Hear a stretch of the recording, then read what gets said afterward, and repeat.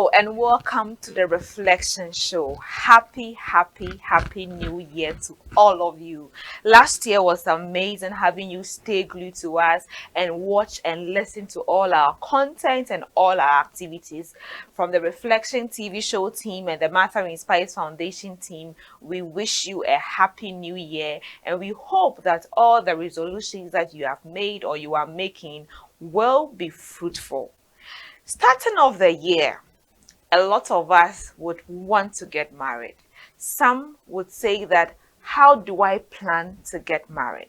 In this episode, I'll be sharing with us how we can take our time, get married properly on a budget. Not everything is about love. So we want to look at love and money.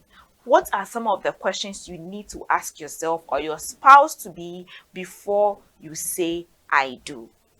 This episode is geared towards making sure that young people understand that a big wedding or an expensive wedding is not the ultimate, but the two of you being in love and staying together for a very long time is the ultimate. I can't wait to unravel the content of this discussion for you.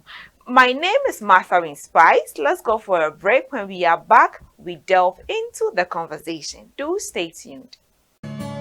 Books by Pastor A.L. Fant. They are inspired by the Holy Spirit, simple to comprehend, relevant in application, and so lovely to read. Grab copies like Dynamics of Kingdom Influence, Dynamics of Ministry, Marcus King for Church Workers, Money Matters, and she calls herself a woman. This marriage must work. No more curses. Loaded mouth. Secrets of Kingdom Dominion. The exploits of service. Things fall apart. Church without bleeding pulpit. Singles mingle and many more.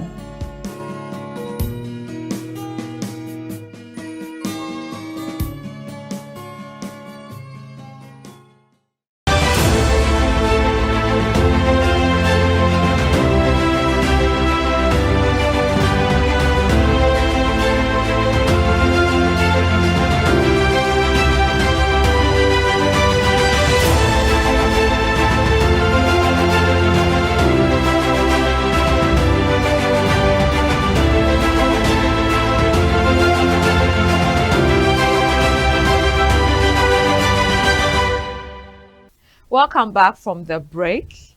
Like I said earlier on, we'll be looking at how all of us can get married on a budget. Your friends and family will always want to come and eat and just go. By the end of the day, it's you and your spouse that are left to pay all the bills. I'll be speaking with Dr. Rita Suhine Salifu. She's a personal finance coach and an entrepreneur. And then she'll be telling us also about her business, all about natural skincare products and hair products as well. Thank you so much for joining me on the show, Doctor. Thank you, Martha. It's a pleasure to be here. Thank you for coming. Now, straight to the point, love and money. This has actually been some of the major reasons why people actually don't even get married or even get divorced. Why is finances a major issue in marriage? Okay. So first of all, these are two passionate areas. Love is a passionate one. Money is passionate. We hear terms like sika emoja, meaning life, literally. But what happens is that in relationships, money has been found to be the number one cause of arguments and the second cause of divorce after infidelity. Wow. So you cannot joke with the fact of finance when it comes to love relationships if you are looking for a long-term one. The challenge we have is that in preparing for marriage or in dating, people don't talk about finance. They talk about how good they look, the feeling, the future. Butterflies. Come on, somebody. And they will not talk about money. Yeah. However, when it starts getting to planning the wedding and settling down, that becomes a major issue. So it's very important that we discuss love and money or finances whilst we are dating. Okay. Prepare. How do I start the conversation? because women are seen like women like money. So how do I start asking my beloved in case he has not brought the issue? Or how do I ask him about finances? Okay. So if you have a relationship where communication is good, you don't make it an interrogation. Okay. You start off to talk about money beliefs. Now, money beliefs are usually gotten from the home we grew up in. So if someone grew up in a home where the man took care of all the finances, her expectation is that when she marries, her husband will take care of all the finances. That is where we get our blueprints from, in our belief of marriage. So that is what we carry. If the man believes that or saw his parents share bills, that's his expectation as well.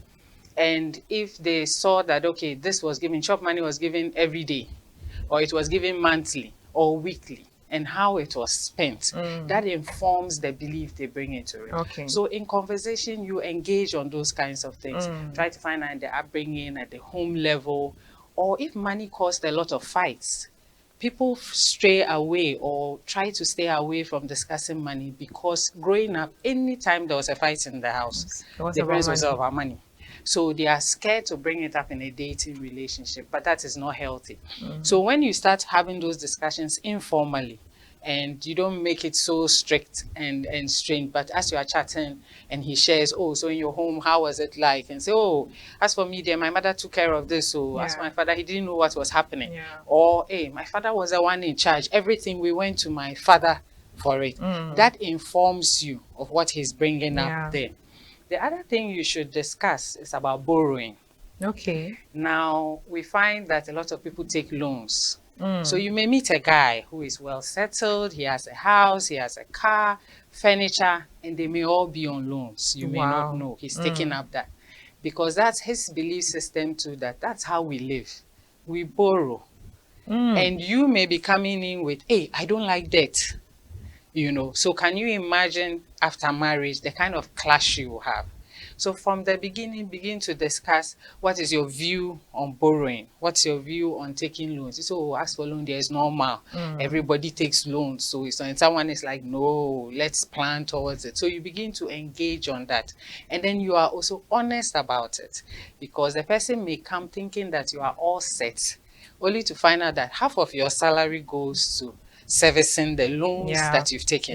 So the budget she has come with and the expectation of how she is going to be kept, she will not understand why now you are saying there's no money. When I met you, everything was okay.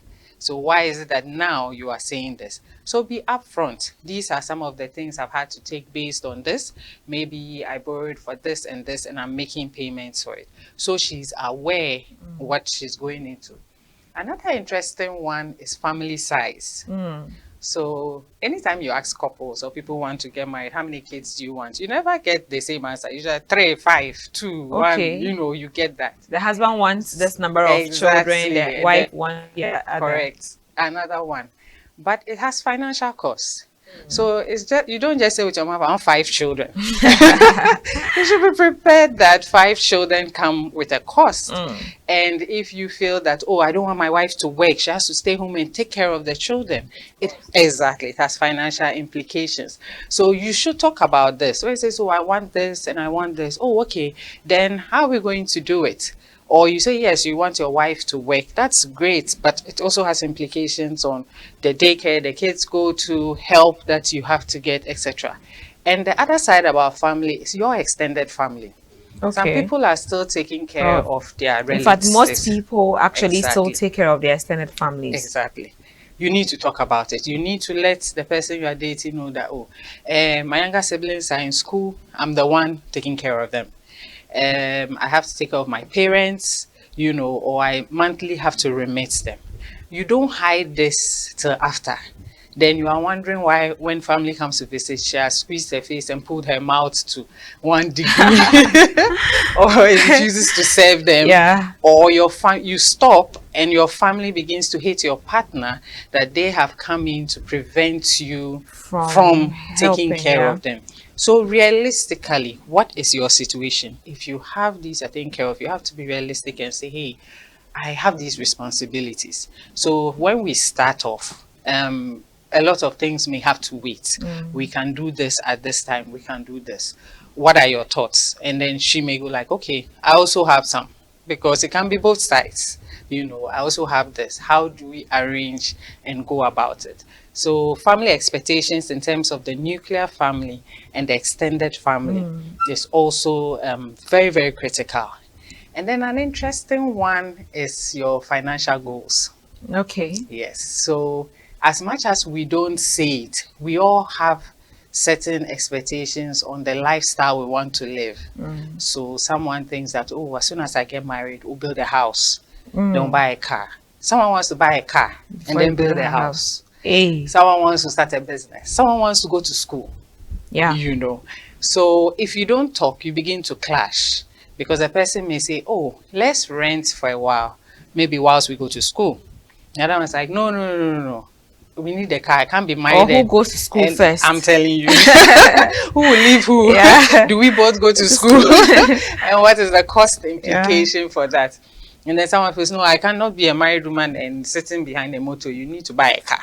They have to. I sat in a car to the wedding. It must continue. So you need to have that discussion also and see how you can align them. And sometimes if you need to engage someone to talk to, you need to, because all things can be achieved if you plan, and you are realistic about what it is. If you are saying you want a 5-bedroom house, you should know what it costs.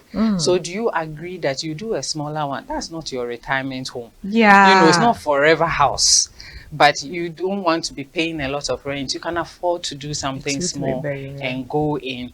Or you agree that, yes, we will rent, but we'll be building a business, which will be another source of income.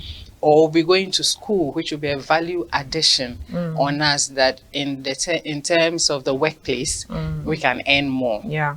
So those are some of the things I've gone on and on that you should be looking at. Yeah. And I think for me, that brings so much clarity, because sometimes we concentrate on the more, especially for the women, you are seen as, hey, can you cook? Can you wash?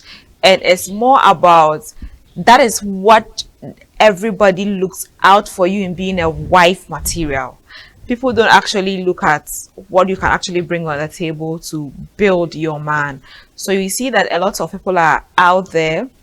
I think I heard a couple say that there was this question that was asked to them about which of them keeps the money that they give to chop money. And the man, like, so why gives him chop money?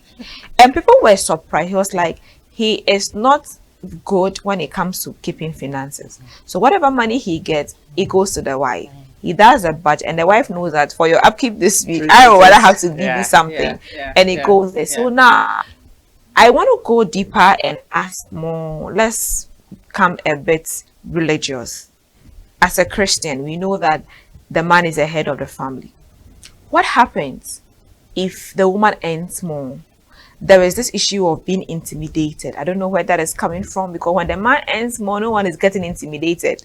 So what happens? How should a couple handle it when the woman earns more? I saw a post on Facebook one time about how to make a marriage work, and the woman was like, before they got married, she earned way more than her husband, and to make peace in their marriage, she had to take a lower job that she would earn lesser than her husband.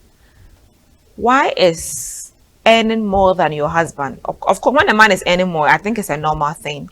But when a woman is earning more than a man, why is it an issue? Why is it a big issue? Okay, Martha. So let me go back a bit into the example you gave about the woman who gave the man money. There's something we call money personality. Okay. We all have different money personalities, just like we have temperaments and we have all these personalities that are there. How we handle money is very different. So we have people who are savers. We have people who are spenders. We have people who are hoarders. So you need to be able to know for yourself, self-reflection, what personality you have. And that informs how you take the role of managing money in your family. So we are so quick to assign roles, and maybe the person you are assigning to be responsible for managing money is a spender. So when the month ends and you haven't paid your light bill, your water bill, but the money is finished, you start to have problems. I think the main challenge we have when you bring it to religion is that we confuse a lot of tradition with religion. Okay. We sometimes take our own experiences and what is happening around and try to find a verse to superimpose on it and what our belief is, instead of actually going into the word of God. There is no fixed thing because it's a relationship. And just like our relationship with Christ, when Christ was helping people, sometimes he healed someone with just a word. Sometimes he used mud. Sometimes he used... In every marriage relationship, You have you different find methods. the best thing that works for you. I always say it's company matter. If you look at your marriage like company matter, it doesn't matter who brings in the most money. Company matter has money. Yeah. But if you are in the marriage and still being individualistic, then you are not married. You haven't become one. So if you can be very transparent about it, sit down and say, okay, I'm earning this. This one says I'm earning this. What are all our expenses? Have a budget. What are all our expenses? Okay, this will go for this. This will go for it. Sometimes because we are not transparent, someone has a feeling that somebody is hiding something. And someone is building some house in her village, and someone is doing something else with the money. And then we listen to, like I'm saying, the outsiders who say, oh, really? This position your wife has, then she must be dominating you in the house, you know. But you know, in your married relationship, that based on her profession, she can earn more than you can. At least when that money comes into the pot, it helps the whole family. Why are you so upset about it when that goes that way? I know situations, not so much in Ghana, but outside, where childcare is so expensive. If the woman's job brings in more, they agree. The man actually becomes a stay-at-home mom. Father, let me put it that way. Yes, because when they look at, if we all go to work and we hire someone to take care of the kids, maybe almost 50% of the money we are making is going to this person. And then we don't know what care is going to be given there. Wow. So I would encourage people that stop taking things, you know, without thinking through, without reflecting. It may be working in someone's relationship based on the situation they are in. But you have to look at yours. Really, yes, we have this, but I don't manage money well. So can you be upfront with your partner and say, we need to have you help you if the money is on me? I know a lot of men who don't go out with cash. They tell me that if we go out with cash in my pocket, I'll spend all. So I just take what I need, or it's on the move. You ask your wife, please, I'm going out. How much will you give me? So it's all how we perceive the relationship to be. Are we together or we are apart in this relationship? Are we trying to achieve our financial goals? Like I was saying, if you set a financial goal, then we know that when we are saving, when we are squeezing here, it's because we want to be able to achieve this. We want to take our kids to good schools. We want to be able to support our families. We want to be able to impact our community. So these are some of the things that we should look at and not be so quick to, no, you can't do this. No, you can't do this. Look into it. Engage. You may find out. And a funny thing about marriage, the tables always turn. It's like the principle of Joseph, where you have 7 years of famine and 7 years of plenty. It's not always that one person will be any more. So how you treat the person, whichever way it is, when the tables turn, it will also come back to you. Because at different stages of our lives, we get different opportunities. And marriage is for a lifetime. So if at this point, this person happens to earn more, it is going to help the family. The next time, if it's the other person, it's helping the family. And situations can happen. Sickness, things can come in and one may not be working. Exactly. Now, I want us to go into the area of, you touched this a bit on in-laws. I saw different posts. I think while preparing for this interview, I did a small research. Now, in one instance, the woman feels that her husband is building a house for his mother and should build a house for her mother as well. And people were like, that is not your responsibility. And the man says that he has built the house they are staying in, and he's building a house for his mother. So he told the wife that, oh, I'm building a house for my mother. And the woman said that, when you are done, build for mine too. Or you stop and start all of them at the same time. And the man is hiding and building the house for the mother. He's almost done. He says that he knows that after the house is done, it will be a big issue. Are we responsible for financing our in-laws' needs? So it's a very sensitive area. Your in-law is the parent of the partner you've married. So the same way you feel so passionate about your parents is the same way your partner feels. So even though you don't have any emotional attachment to your in-law, that is what your partner does. And you claim you love your partner and you are concerned. So there we go back again to the transparency. Realistically, can you build 2 houses at the same time? And what is the impact on the family finances? I'm sure if you delve into this situation, you will find out that the woman already has issues with how the man manages funds, or that is not involved. So once finding out something, suspicion has been built. No, so in the story, she's not working. Yes. When they got married, the woman is not working. Exactly. The man pays her at the end of every month. The man takes care of her everything, and even supports her family when he can, even support the younger siblings or something.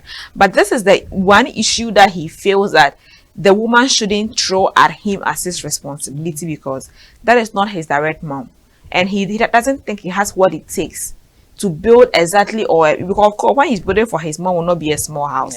To also build, he feels like he has done so much for his in-laws, so why should he have to build a whole house? How about what's the name, her brothers, her brother-in-laws? Why can't they build a house for their mom? Why is this an issue? So that's why I'm saying she's not involved. So there are issues. By the time you hear of one issue, there are small issues already there. If she stay at home, does he even value the contribution she's giving? Yes, he's paying her something, but he still thinks he's doing her a favor. He's paying her something. He's doing enough. How much of the discussion, or how involved is she in planning the finances? So maybe all she knows is that he gives me this. So she thinks there's a lot more. You understand? But if this is what we have, this is the situation. And if you try at least to engage, sometimes maybe someone lost the dad, it's only left with the mom. You are the firstborn, or you are the boy, or you are the one in the family who can afford to. The home your mom is staying is not right. If you talk with your wife and explain that, I need to do this for my mom, any reasonable person will understand. But if you hide things, or you are solely in control and you dictate, the person has room to speculate. If he has this much to build for his mother, he's not telling me anything. There must be more somewhere. So also come and build. But if you have been honest throughout and say, look, based on this, if you really want this, then we have to cut this. So let's look at it. Well, I think it's not accurate to ask your husband to build a house for your mother. I feel so. If he wants to do it because he wants to, then fine. But you shouldn't base that on the marriage to even probably threaten. But Martha, you should look at this. The woman too is not working. How will she also build for her mother? But the man is already taking care of her and her family. But she's not earning an income enough. If she was working, maybe she would have. But she's not the only child. But that's also her mother.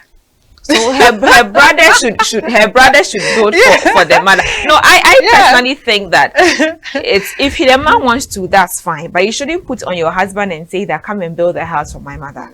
Don't let that threaten your marriage. I'm not married. I'm not married. I don't know when I'm getting married, but I think that it shouldn't be something. If the man should want to do it for me, my family, of course, you are welcome. But Charlie, my mother, she has her husband should build her house for her.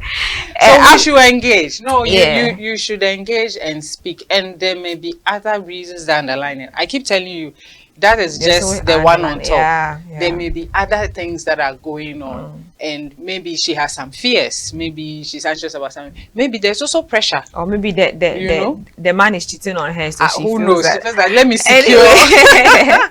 Anyways, it's getting so interesting. And like I said, if you're planning of getting married this year, you need to really listen to this episode and send the link or invite many friends and family to watch, because the information we are giving you out there is very good and accurate. Let's go for a break. We'll be right back.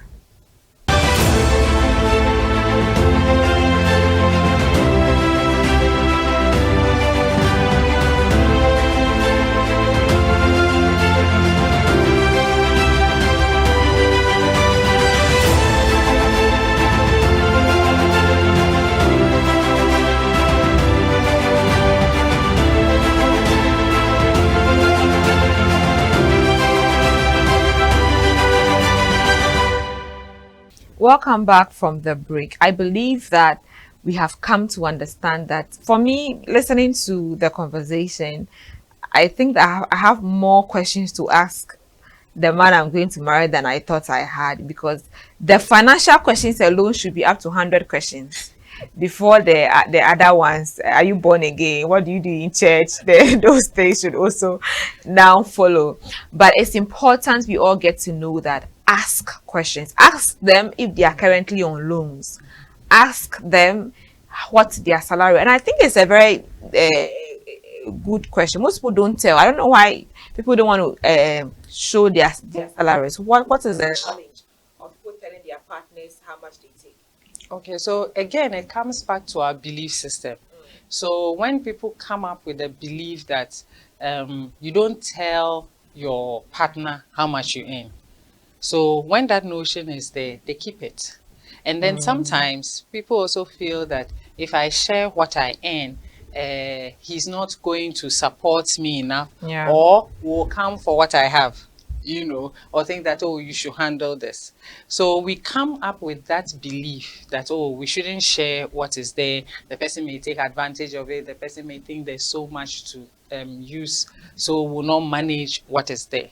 And that is a big issue. Yeah. Do you think people are actually ready for marriage? Because I think that if people are really ready for marriage, they should know these things. Or our counseling systems are not guiding us appropriately.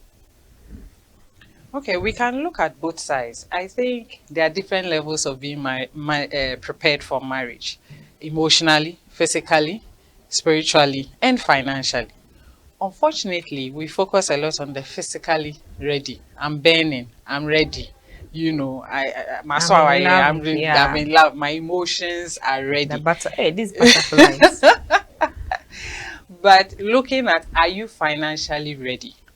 It's something we don't talk about so much. And I can't speak for all counseling, but for most, they don't go so much into it.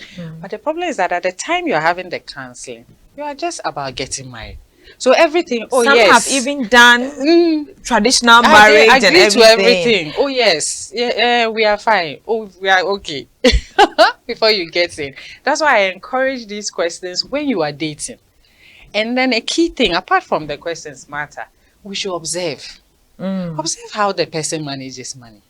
Observe how the person relates. Observe how the person buys things. It's not just only about accent, but do the actions match with the words the person is saying? So the person says, hey, me, I'm very careful with my money. Yet every time he's calling, Charlie, can you forward me this money? I need this, I need that, And these are some of the issues that you should pay attention to way before. Don't wait till the 3 months, 6 months counseling to answer these questions. You may get some shocks. And they even rush over it. Yeah.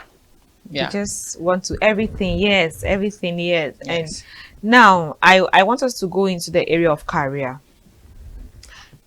It's also one area people don't talk about. They don't discuss what I want to be in the next 5 years, what I want to be in the next 10 years. So it gets to a point and the husband says that your job or the marriage. Why don't we talk about career? Is it that we don't envision ourselves to a certain place, or we don't have a vision already in our lives? So we now get married and maybe by favor or something, we are at a different space. I actually use myself as an example most times. And I tell people that if anyone is coming into my life, they probably know what I am doing. So they should probably know that I would want to become bigger than I am now. If they can't stay, then it's better they drop now. Because I keep saying that I'm the next Oprah free in the world. So now there are lots of young girls out there who all that they just want is marriage. Why the crave for marriage? And why not build on our career and getting stuck between career and marriage and going for divorce? Okay, so I think we should start with this. You should find your purpose before your mate. Find your purpose before your mate. You see, sometimes we want to blame the other person, but it's not his fault. He married you at this stage. You never shared anything. This was the expectation. Yeah. Then you wake up one day and it upsets the whole thing. So take the responsibility on yourself. make sure that what is your purpose? Because your purpose goes beyond the marriage. Marriage is one of the things. I always say marriage is like you've gone to school to do a course, whatever, Yeah. accounting. You get classmates, but the purpose is what you've gone there for. Yeah. You know, so your life has purpose whether you are married or single. Because what if you marry and your partner passes away? So when we center our whole life as the end goal being marriage, then we start having challenges. So then you start off, you try to figure out what is your purpose in life. That helps you in choosing, Okay. because then you know that, oh, this is what I do. This is the kind of person I can be with. If you are a man who wants your food served hot every evening, freshly cooked, Hey. and you are marrying a medical doctor Or a who banker. will be on duty in the night, and you want to stress the person, you're going to have challenges. She's on duty throughout. What are you going to do? So you have to know that this is the lifestyle I have. This is the person I can be with. But first, know yourself. But the other part of it again is our love that we claim we have for each other. Opportunities come up, no matter how much we think we understand and start off somewhere. An opportunity can come Yeah. up that can change the course of your life. It's still on purpose, but the vehicle you are using to get to that purpose may be different. Now you are doing a TV show. You didn't start off with a TV Yeah. show. And when you started off, no one knew what you were doing at the backside. Okay. So anyone meeting you there may say, hey, you didn't tell me you're going to do TV show. Everybody now knows Yeah. you. When we go, they don't greet me. Or they'll say, Martha inspires husband. Yeah. You know, They don't and they don't mention even mention my name. What am I going to do? So we should also learn that as much as we love this person, we want them to also fulfill their purpose in life. And so we have to sit down sometimes and say, well, how is this going to impact us? There's going to be a lot of travel with this new role or this you are doing. And it's both sides. The man can go on transfer. So you can be married but be a single mom, literally, because he's away, comes once a week. What happens with that? Or schooling. You leave to go do your PhD 4 years outside. You've left her. You know, so changes come. So when you get married and you are not communicating and you are not engaging, but the underlining be the true love, not the feelings one, the one that says that I care so much about you, that I want you to be the best version of who you are. That helps this family. Wow. I want to be the one who walks by you in this. And my pride is that at the end of your life, you have been a blessing to this generation in whatever form. Even if it's a stay-at-home mom, the effort you put in taking care of the home and the kids, that may be the purpose that you have. We hear of the Wesley's mother who did that. And we saw how John Wesley came out, you know. So a lot of engagement. Firstly, find your purpose before your mate. And then along the way, continue to engage. Continue to engage. And the basis should be love. The real love. Now to the big question trending. Yeah. Should couples have a joint account? That's an interesting one. So I would say again that each couple is different. Okay. So when I counsel couples, I ask And you're a them counselor as well? on finance. So Okay.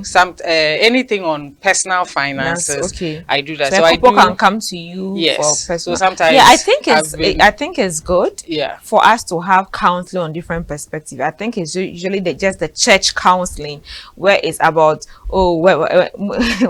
if your husband talks one, don't talk 10. Wake Cook him for up at him, 2 wake him a.m. up at 2 a.m. and talk tell to him your him. problems. Your body is for him. Don't wear jeans and sleep and Yeah. those things. And then Submit. those. But I think that is good having these kind of specific counselors where you can just go to them. So if you're getting married and you're in fact wherever you are in Ghana or even outside Ghana, she'll be sharing her contact details later on. You can get in touch with her to give you counseling on your finances as well. Yeah, so let's go. So usually I talk to couples and we look, sometimes one has like 4 accounts, bank accounts. The other one has like 5. You have investment accounts. It doesn't always make sense to go and say you are all opening ones for all of you to sign onto it. I usually look at how are we using the money in the home. Yeah. So some couples say that, okay, The man wants to handle school fees, etc., etc., etc. The lady wants to handle food, on and on. So this is how they want to do it. But they want an account where they will all put a percentage Yeah. towards a house, Yeah. or towards the children's university education. Some couples go that way. Others go like, okay, I will take care of everything. You keep your money, but everything concerning your family and things, don't come to me about it, because you have your money Yeah. and your personal spending. So you cannot force people to do joint accounts. Okay, we have both good and bad experiences when it comes to joint accounts, Okay. where when one person decides to be dishonest, it is affected, you know. So let's sit with the couple, wherever you are, let's figure out what you want to do first, Okay. and what is the best way to handle this. So how are you earning your money? Is it best sent this way? Must you withdraw it? Who takes care of what? Do you take care of this? And then we see, oh, we already have an investment account. Okay, we put it there. We're transparent about this one. So that's what I'll say about joint accounts. Yes. Okay, some also call it joint financing, not just having a joint account and as an account, but they're able to put in their money together. Then they say, okay, what is the budget Exactly. for the month? Exactly. They take in school fees and everything out. They take in their some couples even pay their tithes together. Yeah. Then they take all of those things out. Yeah. Then whatever now remains from wherever you spend your money, you can give gifts to anyone you want to give the gifts. You can buy new clothes and etc. Now, I want us to move to the area of school. Imagine both of you have degrees. You don't have a lot of money for both of you to go. People would think that the ideal thing is, oh, let the man go to have his master's, he's the man, and then the woman waits later on. Childbirth comes in, she wastes time. How should couple manage in the area of equipping themselves academically? Okay, Martha. So it depends on the career. Okay. Okay. Some careers you need to go ahead. You need to go back to school to move ahead. Some you need experience. So you cannot force each couple that the man should go or the woman should go. If the lady is, let's say, in the teaching sector and she has a certificate, and the only way she'll be moved to the next notch is if she had a degree, you know, and you are, let's say, an engineer, and you are able to build your portfolio with more jobs that you do, you can decide that I will hold off and then she will go. Sometimes too, the lady looks at her age and says, due to childbearing issues, I will want to have kids now and then go back to school later. So there should be a discussion. It's not fixed on one way that you go, but there should be a discussion to say, okay, what is the best for the family now, and what should we do? And then let's be supportive. So once someone said, I will wait for you to go, when that person comes and it's their turn, don't come up with, I've heard cases where the man said, oh, let me go and do my master's, then you go. When he came back, he said, oh, I have to go and do my PhD. And on. That's not being fair, you know. And a big thing I see when we are making decisions in relationship is that we seem to think that it's all about us. Let's think about the family. As much as you don't want your partner, whether it's the man or the woman, to develop, what happens when you are not there one day? Life happens. So you talked about loss of job. What if you lose your job? So don't always try to put one person down. And it's both ways. The woman too can decide to make a whole big case about the man doing whatever, whether it's expanding or rising up to do something or whatever, that, oh, that is there. And the man too can be like, no, yours is the children, stay where you are. You stay out of the job market, the man passes away, or he loses his job, loses his have an job. accident. You cannot go back, because when you go for interview, they're asking you, what's your last, and you're like 15 years ago, what skills are you bringing to the job market? You know that. So even staying at home, you can still be doing things to develop yourself. So let's just sit down, talk, and look at what is your situation, what is mine. Sometimes too, there are scholarships that come up. You may not have planned that you go to school now, but an opportunity comes where to be paid for. So you can say, oh, we didn't agree on this, but this has come up. Let's look at it. It might It not will affect save the us. finances. Yeah. Exactly. It will save us this, and then we can move on. It's still back to company matter, you know, and so it comes back to the family. Yeah. Now, at the end of the day, how do, let me say, some couples who, for example, there are people who will tell you that I don't want you to do anything, just sit at home, but you want to work. Sometimes I don't even understand that concept. How do you, and most of the times it's just towards the woman. So how will a man just tell the wife that I don't want you to work, not for any reasons? Or let me just put it this way. Let me just go a bit blunt. Why are men sometimes intimidated by the work or the kind of job that their wives do? Okay. So we have this notion that goes around that if a woman is empowered, she becomes She's not very submissive. she's not submissive, she's domineering. And I have this thing I ask people that we talk now of career women. We've always had career women. Our mothers went to the farms with our fathers in the villages. They weren't sitting at home crossing And they their had legs. their own farms. When as they well. got there, they did everything. When it was time for wedding, when they got back home, whilst the man was sitting on that lazy chair, whatever, water, TZ, fire, everything, bathing the children, whatever, bringing the food with the biggest chunk of meat for him to eat, and everything was done. There's no point in our history that women were not working, that we now say, hey, these working women They didn't have understand English. They didn't wear heels and suits. But they were didn't- working. So maybe that's what they now feel. They were part of it. Even now, and let's even look at Accra. The traders, early morning, they are in the Trotskys going to the main place, picking things, coming. They spend the whole day at the marketplace. So women have always worked, but we've tried to create a narrative that a woman goes to an office and then gets a position, a title, is then arrogant. My answer to that is then the woman was arrogant already. No, I see women who are illiterate, but the way they can insult their I'm husbands. telling you, they beat them They too. even beat. I didn't want to say that. So it's always happens. So the woman you choose, money only amplifies your character.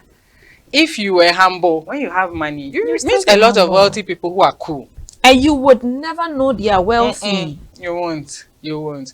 So let's interrogate that narrative. That don't just swallow it. Think about it. If the woman is rude and arrogant, she was already rude and arrogant. Maybe she just kept quiet for you to marry her. That is it. It is not the position I just or the wanted to title. marry, I want so- to marry. You know, now I was having a conversation yesterday after church with some friends, and you know this thing, there was this video that we watched together, and the lady went to visit her mother-in-law to be for the first time. Then the husband said, oh, excuse me, and got up and went to and the mother came with a broom and was sweeping, and the girl was on her phone, and she lifted her legs and the mother-in-law was sleeping, and the mother-in-law got angry and was insulting her. They're not a marriage material for my wife, my son. And sometimes it's like we have just been limited to that space. At the end of the day, so now this is what most of the girls would say. They'll be like, okay, no problem, I would come. Exactly. When you are sweeping, I'll hold the broom. I'll go down. When you want me to wash your bowls, I'll wash all the bowls in the house. But after the marriage, I'll show you Pepe. Exactly. And they're like, when there's a gathering in the family, I'm not coming. When you are sick, if I want, I will come. Because we have limited the potency of the woman to just house chores. But matter is both sides who pretend. We pretend a lot in relationships. The man too can decide that this woman, you will change. I'm just keeping quiet till you come to my house. I know of cases where he didn't like the fact that the lady was wearing jeans, never mentioned it. Right after the honeymoon, was like, all your jeans should go out. You can't wear jeans being my wife. But never said the thing during dating. So we do a lot of pretense. That's why you give me observe. another question to ask. That is why you need to But observe. clothing, yeah. Yes, you need to observe what the person says and what he does. what he supports, and make an informed decision. That's what dating is. Especially Dating, about the unconscious things Yes, they say. yeah. There was this guy who was like, he likes women who read. This girl doesn't even know books. She doesn't read. So anytime the guy is coming, she'll just pick a book. Thank I'm like, you. oh, I was reading this. That when they got married was when the husband got to know that she doesn't really like reading. I was like, after all, you've married me. Yeah. So now let's go a bit to the most important things that we should have on a wedding budget. A lot of things are people go and buy a wedding gown on 15,000 cedis. Atade obesha one day and that's all. And now we have a bit more of, should I say, trending dress you could. So what are some of the most tech things that you think that, oh, of all, some of these things should be done? You could have just 100 people instead of 1,000 people. Just take us through that and Okay. So in terms of wedding planning, please remember the wedding is not the marriage. More okay, expenses. I want us to go for a break and we'll come back. When we come back, we are going straight to get to know the most important things you need to have on your wedding list. Don't go and buy a Brazilian wig of $2,500 when you can get some. You can even just do pony, simple one, and go and have your wedding and come. We'll be back.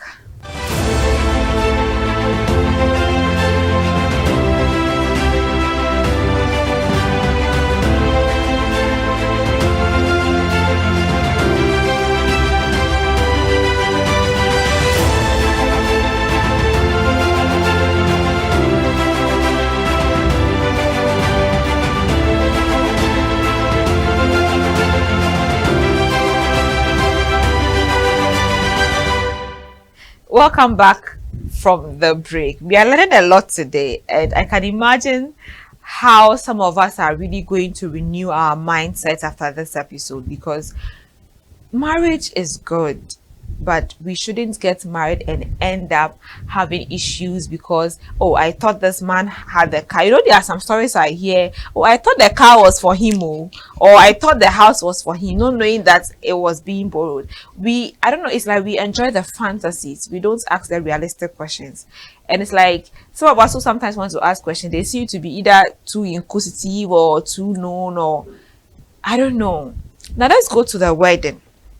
How do we plan a wedding? If I say a wedding on a budget, everybody will have a different budget. Somebody, I think I heard a wedding planner say that when people say they want a simple wedding, it depends. Yeah. Somebody can say that I want a simple wedding of 100 people, but maybe I want the wedding at a hotel reception where I'm serving cocktail plus lunch and everything. I'm giving everybody souvenirs. Somebody wants a big wedding in a church that takes over 2,000 people and still want to just serve drinks. So I saw a wedding on a yacht and they were not up to 50 people. And that's for them, that's a simple wedding. But the yacht rentals alone is somebody's big wedding somewhere. What are the most important things that we should note, especially in our setting, about weddings? Okay. So first of all, your wedding is not for the gram. You are wedding for yourself. So going on social media and your whole focus is about how the whole world out there will see your wedding, and then you are home dodging calls after the wedding, avoiding strange numbers, not passing certain areas, doesn't work. Be realistic about how much you have to spend on the wedding, and you have to sit down and have that discussion. We have this much. Then you list, we're going to have the engagement, that's the customary one. What is it going to cost us? The list has come, what is there? On the wedding day, we will need photography, you will need makeup, you will need the cake refreshments, you will need decor, all there. So some of the things you can do is to start early. Start early. If you know you are going to get married at the end of the year, by January, sit down, do this list. And we saw how prices went up this year. So start early and start planning. There are some things you can get. They are not going to spoil by December if you want to have that. When you go for weddings, observe. You see that, oh, there was a simple program. There was a simple this. Oh, the person who did this makeup was really nice. Or this, you engage. So you see that, oh, you can do it this way. You don't have to have a buffet. You know, you can have a cocktail. You can have a packed up to go. Someone you don't have bring to have their hanger to their wedding. Hey, the only hanger they take back home to feed their family. You don't have to have a reception at two separate places, because it means decor Some at both do that. places. Yes, you get married there, then you move to another venue Yeah, yes. for the reception. Yeah. That's the decor for the main wedding, then Can the be used for the exactly. Then there's reception. also one day. So see how you can cut cost as much as possible. The wedding you are comparing yourself to, you don't know who funded that. It could be that someone offered them something. Some of the services as well. There are Exactly. people that would have family members and say that, okay, I'm going to I'm buy doing this. your Exactly. dress. And I, most Exactly. at times, even the men, Yeah. they have their friends who be like, okay, Yeah. we are your groomsmen. Yeah. Don't worry, we'll Yeah. sort out our own suits and get your suits and your shoes for. So it's cutting costs for Yeah, them. Yeah. So I say have your wedding. Don't have someone's wedding. Have your wedding. The wedding that when you finish on your honeymoon, you can really sleep. You are not arguing. You are not wondering. You are not anxious. Because after marriage, there are more expenses that you are going to have. So have a list. You need to marry with a budget. A budget doesn't mean it's a small one, but a budget, which lists everything you have, expenses, and then you have your income. So now when you look at your income and then your expenses, you can now tell, can we really do this? Then you say, okay, then we have to cut it short. Do we really need the photographer at the bridal shower? You know, the whole Can use time. your phones for the bridal Exactly. You know, instead of you have to pay for those hours is there. You pay for the pre-wedding photo shoot. You pay for the dressing pictures, the video there, the wedding itself. And this is the way they can charge. So let's try to look at that. Yeah. Even what you are serving, you know, I mean, you are not there to feed people for all the hunger they've had the whole day. You know, it's breaking bread, a celebration that you can have. So as much as possible, you don't have to break the bank to get married. You know, you can still get married, whatever resources you have. And remember, it is your wedding. Yeah. You'll be surprised that even that one that it is what people rather admire, short and sharp, then you go. It's the ceremony. The ceremony is so brief. And you It's a reception celebrate. that takes so long. Yes. And even in Africa, and they have to now, the pastor will now have to come and preach long sermons and I'm like, are you now preaching for the couple you are preaching for? Because if it's the couple, you've already cancelled them. If it's us, we are not even listening. We have to eat the jollof and go Barely hear away. anything. And Martha, one of the challenges is we put expectations on people. We're expecting that, oh, this person will give me this amount, this person will give me this, their presents, or this. Wedding offering is the one you see one CD the most in. I'm telling you, you can't bet on that. So plan with what you have.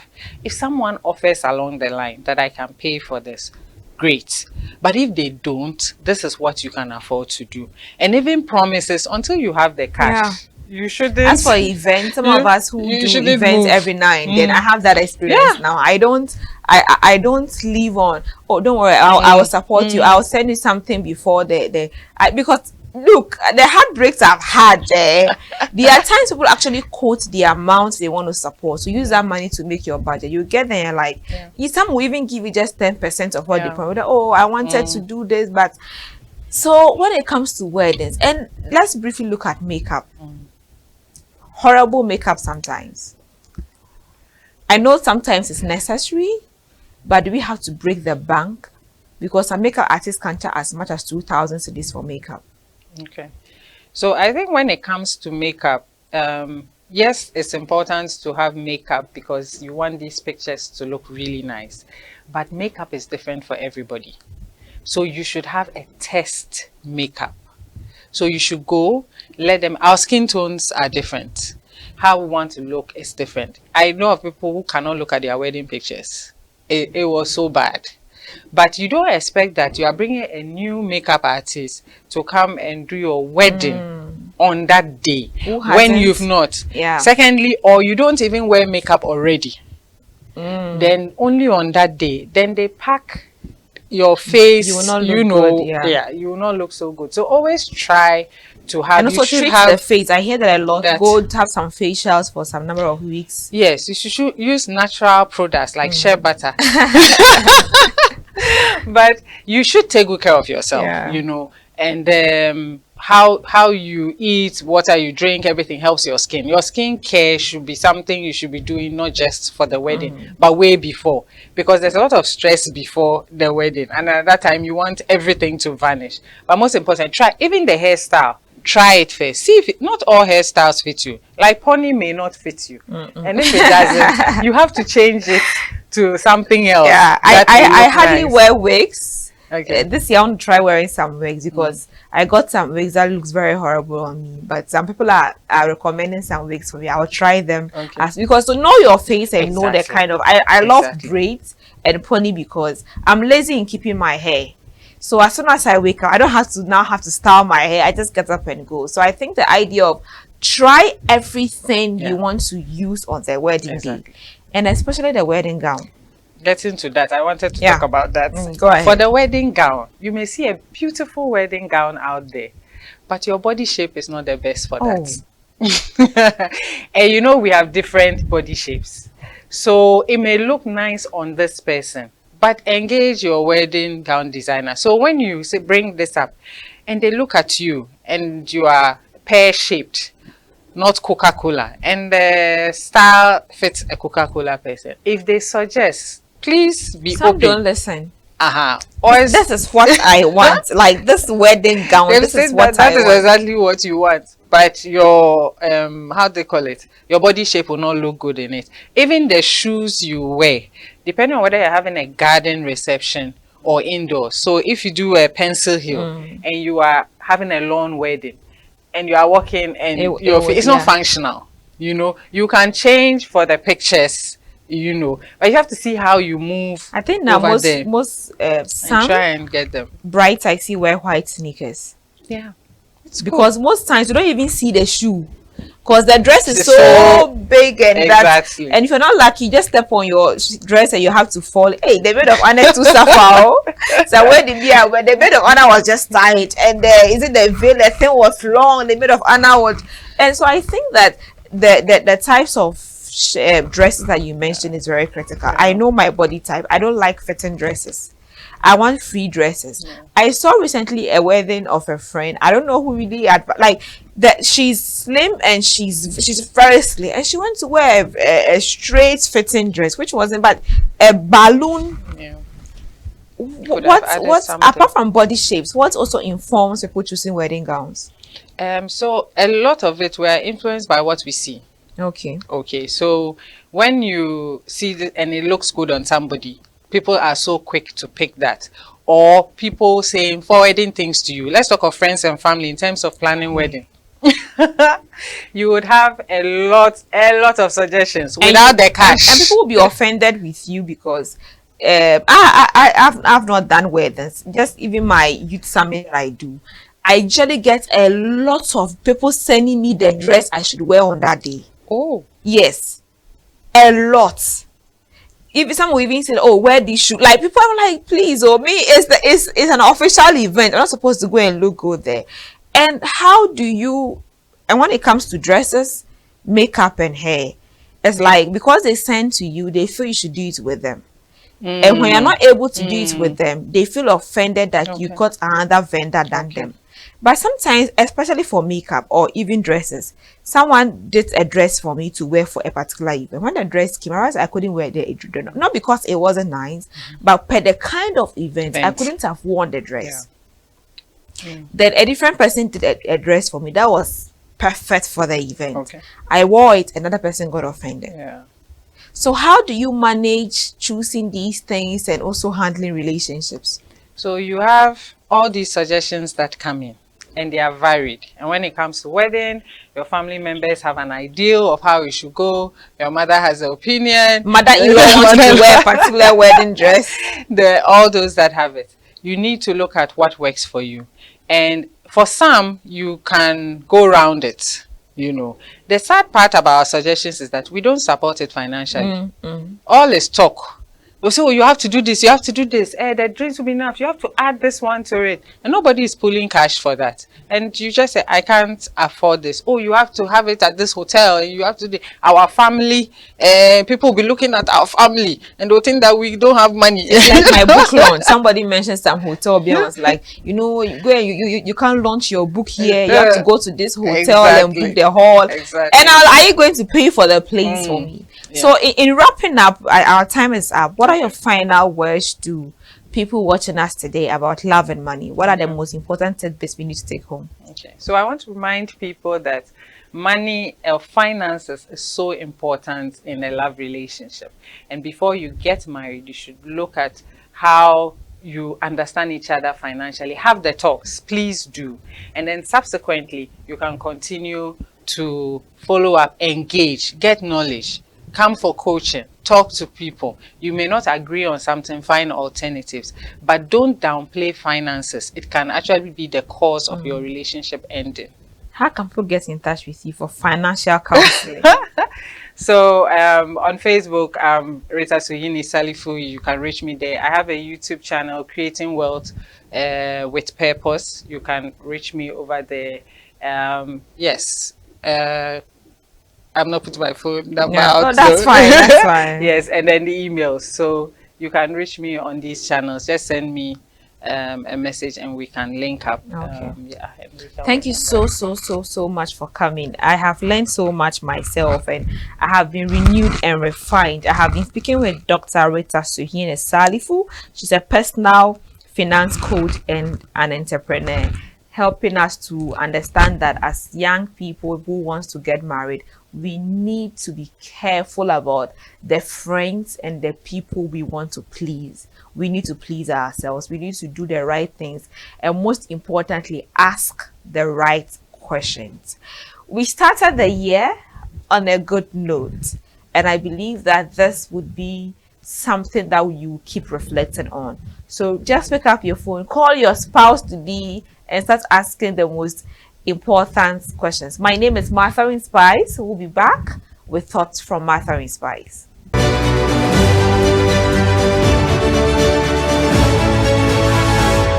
Hello and welcome to Thoughts from Martha in Spice.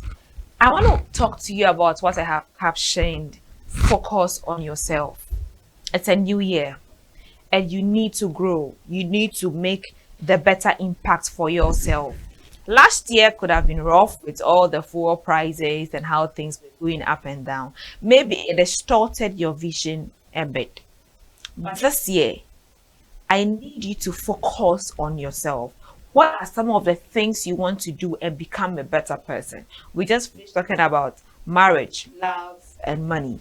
How we can all take care of ourselves and not go into debt. Have a conversation with your spouse. Let them understand that you want the marriage as much as they also want the marriage. But you need to be able to have that comprehensive conversation. Young people, sometimes it's like we are too focused on, I'm in love with him, he's a big man, he's that, I am 28, I'm 30, I'm not married, so I need to have that ring on my finger. Yes, I get that crave. We all have it once in a while because the society wants to push us to get married. They're looking at what actually involves marriage. Focus on yourself this year. Don't get to the point where you be unable to come out, because divorce, before you actually come out, you'd have gone through so much pain before you are able to make that bold decision to come out. Please focus on yourself and don't look at the family members that are coming to eat and drink and go. Focus on what you and your spouse can afford. Focus on your career. Focus on purpose. Focus on mandate. Focus on how you can be a better person. If you're already married and you're able to have these conversations with your spouse, it's not too late. Conversations with them. Begin to restructure your marriage. Begin to restructure your family. Get to understand what you can do. And to the young men out there, when a woman earns more than you do, it doesn't mean she will intimidate you. Just understand or find out that she's humble, she's accommodating, and she'll be able to help you spearhead a good agenda for your family. A lot of women can be blessings. A lot of women can be inspiration. A lot of women can even come into your life and make you a better person. Like Doc said in the interview, times change. What if you are not there? If you are married and you are watching this, if you die today, is your wife capable enough of taking care of the family? Have you made your finances transparent that if you are on the hospital bed now, unconscious? Can your wife go into your bank account or take your ATM and take money to save you? Can you say yes to that? We need to let all of these fallacies and all of these the honesty go.